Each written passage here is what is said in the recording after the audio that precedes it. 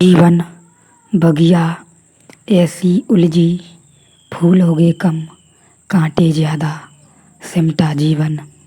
डूबी सांसें, आना है तो अब भी आजा।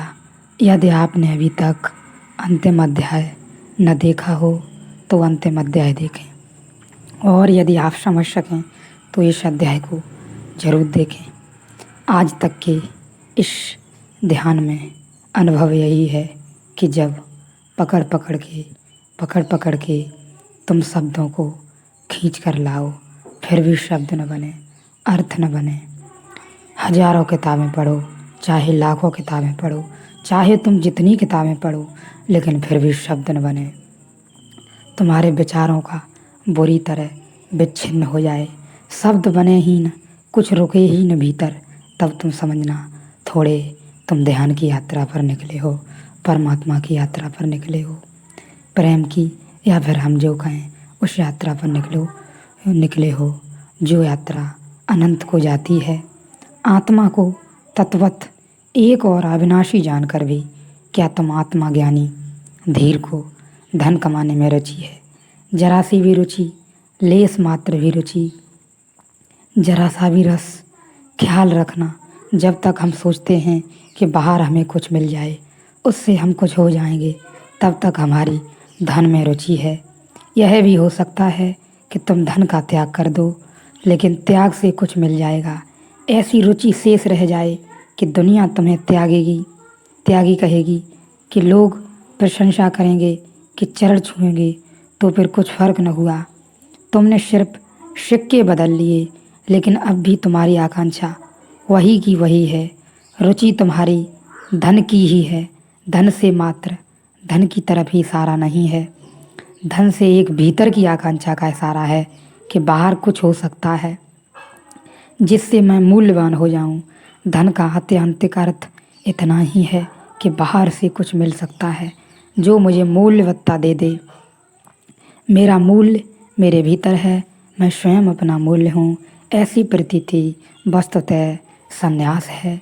मेरा मूल्य बाहर से आता है, लोग क्या कहते हैं, इससे मेरा मूल्य निर्मित होता है।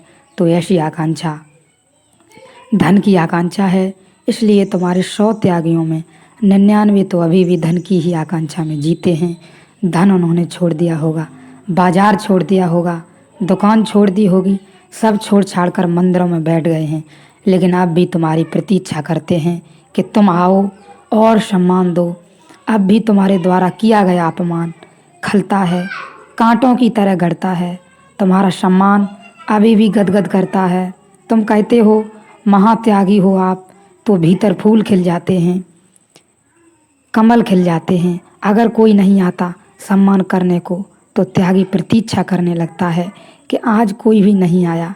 दुकान बदल गई, ग्राहक नहीं बदले, ग्राहक की अभी भी प्रतीक्षा है।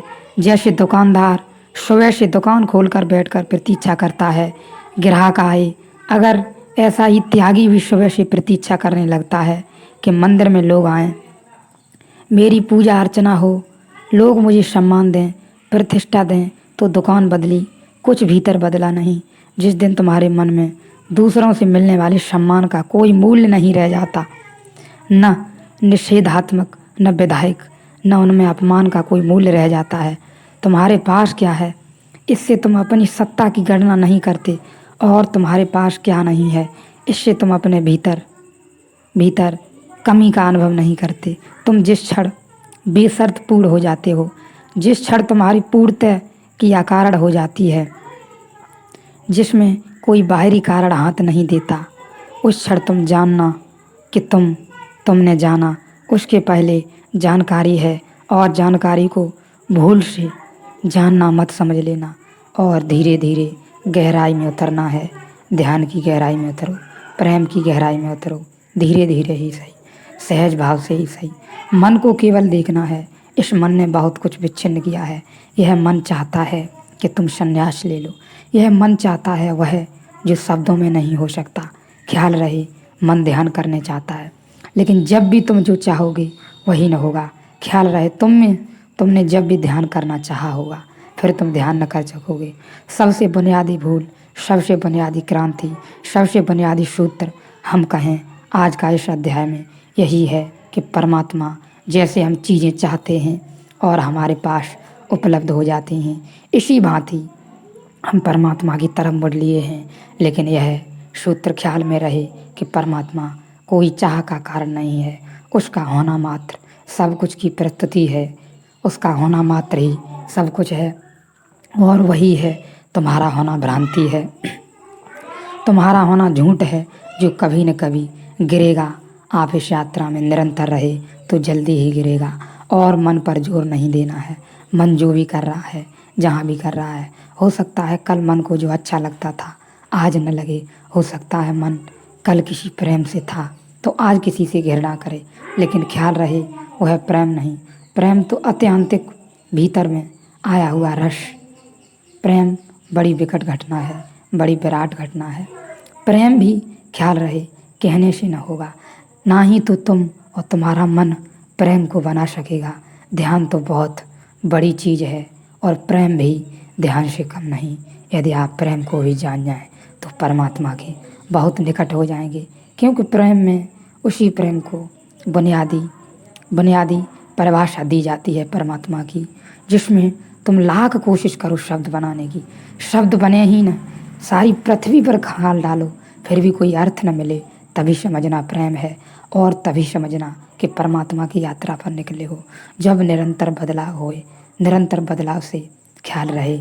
ये मन डरेगा, घबराएगा, लेकिन तुम्हें सिर्फ इसे देखते रहना है। सहमति और असहमति में अपनी राय रखें।